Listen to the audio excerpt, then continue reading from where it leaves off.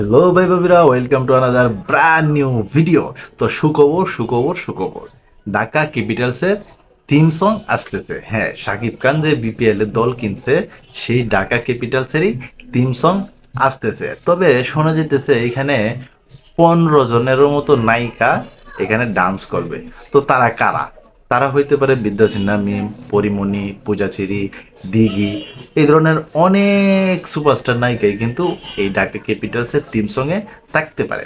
আর সবচাইতে বড় বিষয় যেটা, সেটা হচ্ছে এই শাকিব খানের ঢাকা ক্যাপিটালসের মালিক কিন্তু শাকিব খান নিজেই। তবে সেই থিম সংকে শাকিব খানেরও কিন্তু দেখা যাবে, এমনটারই কিন্তু গুঞ্জন উঠছে। তবে এই ধরনের যদি একটা থিম সং আসে, তাহলে তো ভাই আর বলার অপেক্ষা রাখে না, পুরাই কিন্তু ফাটায় দিব এবারের বিপিএল।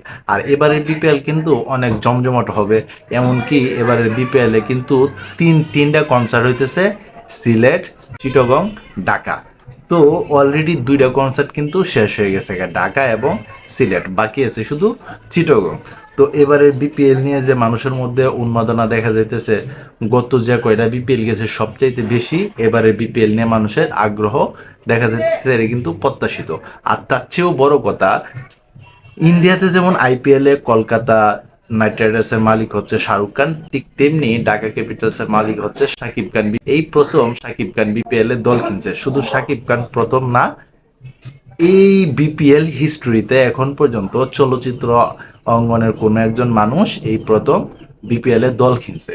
আর সেটা যদি মেগাস্টার কিং খান শাকিব খানের মতো লোক হয়, তাহলে তো আর বলার অপেক্ষায় রাখে না। তো তোমরা কে কে এই ঢাকার থিম সং এর জন্য অপেক্ষা করতেছো, কমেন্ট বক্সে জানাইতে পারো।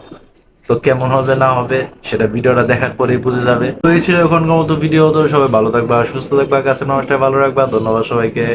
আল্লাহ হাফেজ।